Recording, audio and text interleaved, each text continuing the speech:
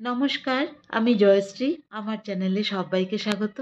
আজকের রেসিপি দেশি মুরগির ঝোল কম তেল ঝাল মশলা দিয়ে একেবারে ঘরোয়া উপায়ে রান্না করেছি। রেসিপিটি শুরু করছি। আমি এখানে 700 গ্রাম মতো দেশি মুরগি নিয়েছি। মাংসটাকে ভালো করে ধুয়ে বেছে নিয়েছি। আমি ম্যারিনেট করব না, একেবারে কড়াইতেই পুরো রান্নাটা করব। 3 টেবিল চামচ সর্ষের তেল দিয়েছি। তেলটা গরম হয়ে গেলে কয়েকটা গোটা গরম মশলা আর দুখানা তেজপাতা দিয়ে একটু নেড়ে চেড়ে এর মধ্যে দিয়ে দিচ্ছি একটু বড় করে কেটে নেওয়া দুখানা বড় সাইজের পেঁয়াজ আর দুটো কাঁচা লঙ্কা চিড়ে এর মধ্যে দিয়ে দিয়েছি। পেঁয়াজটা একেবারে মিহি করে কাটিনি, কারণ দেশি মুরগি সেদ্ধ হতে একটু সময় লাগে। পেঁয়াজটা একটু গোল্ডেন ব্রাউন করে প্রথমে ভেজে নিলাম।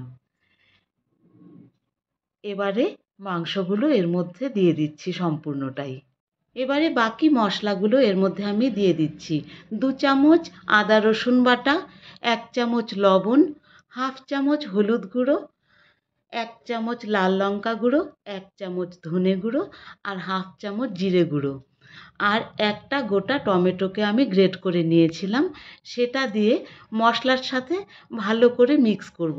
আমি প্রেসার কুকারে দেইনি, সম্পূর্ণ রান্নাটাই আমি ঢেকে ঢেকেই করব। আর কড়াইয়ের মধ্যেই করব, কিন্তু খুব ভালো সেদ্ধ হয়ে গেছিল। সম্পূর্ণ মশলার সাথে মাংসটাকে মিশিয়ে নিয়ে আমি ঢাকা দিয়ে মিনিট 5 রেখে দেব।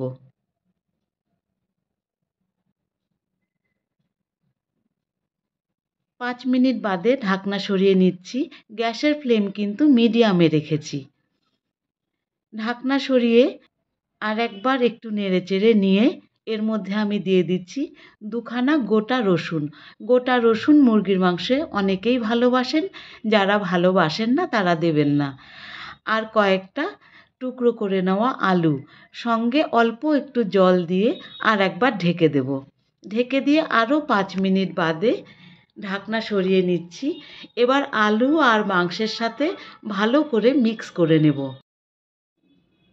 সাধারণত আমরা আলুকে আগে ভেজে তুলে রেখে পরে ঝোলে দিই, কিন্তু এভাবে আলুর সঙ্গে একদিন কষিয়ে নিয়ে দেখবেন, স্বাদ কিন্তু খুব ভালো লাগবে।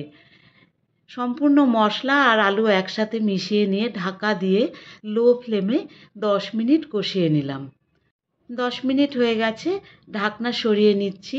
মাংস কিন্তু মোটামুটি সেদ্ধও হয়ে এসেছে আর কষানোও হয়ে গেছে। তেল কিন্তু মশলা থেকে ছেড়ে এসেছে।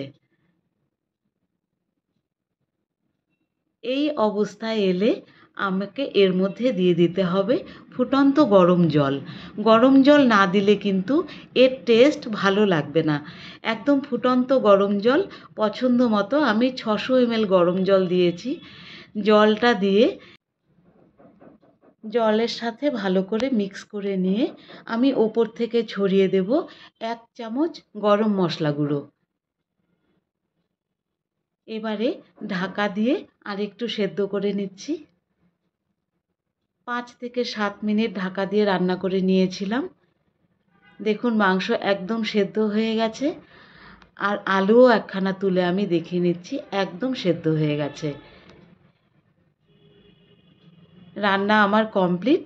আমি খালি ওপর থেকে কয়েকটা কাঁচা লঙ্কা দিয়ে দিচ্ছি।